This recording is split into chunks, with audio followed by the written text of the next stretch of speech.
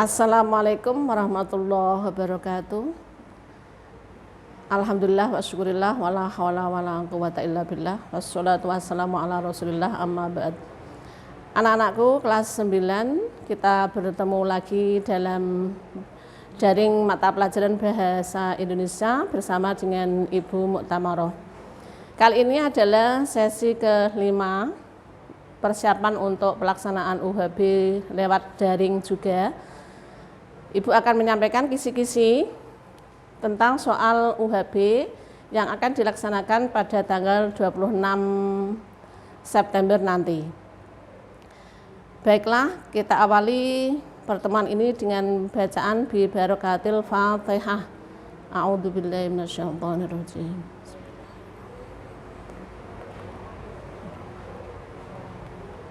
Iyyaka na'budu wa iyyaka nasta'in. Shiratal ladzina an'amta 'alaihim. Ya, baik. Anak-anakku tetap semangat, tetap belajar meski di rumah. Baik. Kisi-kisi soal UHB ulangan harian bersama semester Gasal MTS Nahdlatul Muslimin Bahasa Indonesia kelas 9. Yang pertama yaitu dari kompetensi inti 3, memahami dan menerapkan pengetahuan berdasarkan rasa ingin tahu tentang ilmu pengetahuan, teknologi, seni budaya terkait fenomena dan kejadian tampak mata. Bukan tamak ya, tampak mata yang betul. Dengan kompetensi dasar mengidentifikasi informasi dan laporan percobaan yang dibaca dan didengar. Nah, ini laporan percobaan terdapat pada bab 1.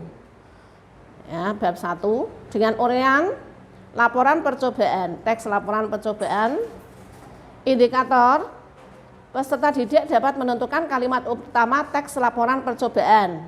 Ini terdapat pada soal IC, saya ulang. Pilihan ganda, anak-anak nanti soalnya terdiri dari 25 soal pilihan ganda, tidak ada isi. Ya, soal pilihan ganda nomor 7. Kemudian indikator yang kedua yaitu peserta didik dapat menentukan informasi tersurat, yaitu yang tertulis terdapat dalam teks laporan percobaan. Dalam soal pilihan ganda nomor 10. Baik, berikut kompetensi inti yang ketiga sama, memahami dan menerapkan pengetahuan berdasarkan rasa ingin tahu tentang ilmu pengetahuan, teknologi, seni, budaya terkait fenomena dan kejadian yang tampak mata. Dengan kompetensi dasar menelaah struktur kebahasaan teks laporan, bukan laporan ya, laporan percobaan yang dibaca dan didengar dengan materi struktur kebahasaan dan teks laporan percobaan. Masih teks laporan percobaan bab 1, anak-anak. Kemudian dengan indikator sebagai berikut. Peserta didik dapat menentukan struktur teks laporan percobaan, struktur atau bagian-bagian atau urutannya, sistematikanya. Ini soal pilihan ganda nomor 1. Kemudian yang berikut, peserta didik dapat menentukan bagian cuplikan laporan percobaan. Cuplikan bagian laporan percobaan ini bagian apa? Nah, kemudian terdapat pada nomor 2. Kemudian yang kelima, peserta didik dapat menentukan kata penghubung atau konjungsi yang terdapat dalam teks laporan percobaan. Ini terdapat pada soal pilihan ganda nomor 3 dan 5. Kemudian 6, peserta didik dapat menentukan bagian kutipan yang terdapat dalam teks laporan percobaan, bagian kutipan atau cuplikan juga sama, yaitu terdapat pada soal pilihan ganda nomor 4, 8, dan 9.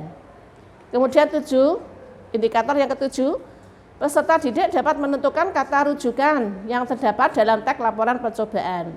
Nah, ini terdapat pada soal nomor 6 ya. Kemudian masih soal dari bab 1 teks laporan percobaan, yaitu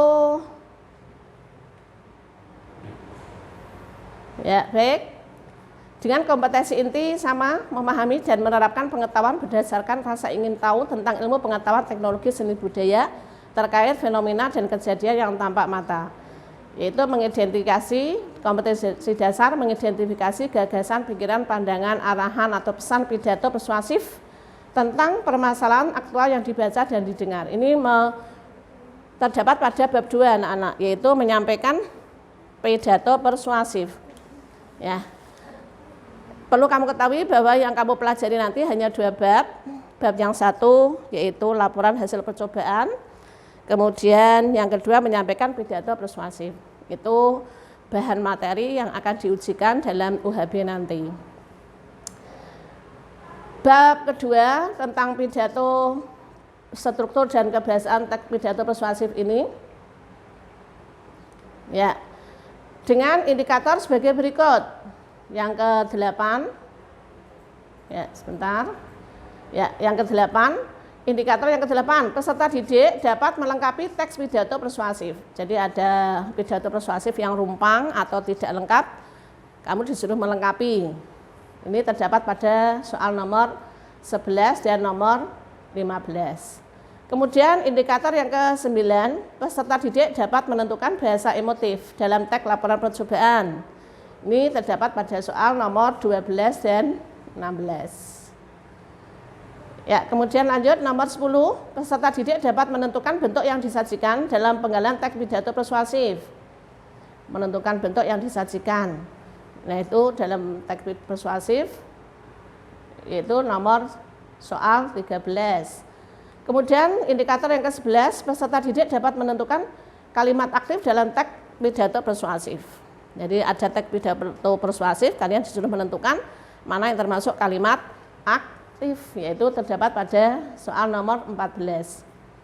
Kemudian indikator nomor 12, peserta didik dapat menentukan teknik membaca pidato yang tepat, yaitu terdapat pada soal nomor 17. Indikator nomor 13, peserta didik dapat menentukan bagian struktur teks pidato persuasif. Ini terdapat pada soal nomor 18, 22, dan 24. Kemudian indikator nomor 14, peserta didik dapat menentukan kalimat yang membakar atau memberikan semangat pada dalam teks pidato persuasif, yaitu soal nomor 19.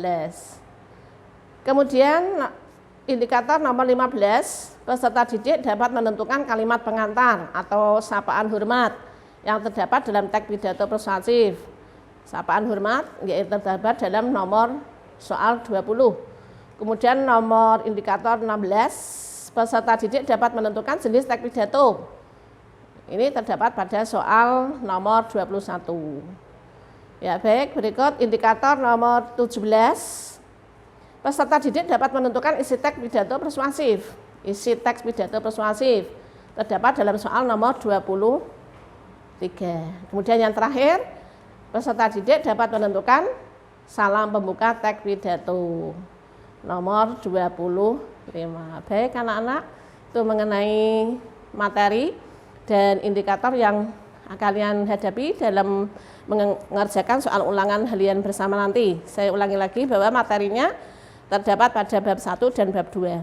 Bab 1 yaitu mengenai melaporkan hasil percobaan, kemudian bab 2 menyampaikan pidato persuasif. Ini materi yang Ibu sampaikan pada sesi 1, 2, 3. Sedangkan sesi 4 tidak termasuk soal yang diteskan dalam UHB. Semoga bermanfaat, tetap semangat, selamat belajar, dan semoga sukses. Wallahul muwaffiq ila aqwamit thoriq. Wassalamualaikum warahmatullahi wabarakatuh.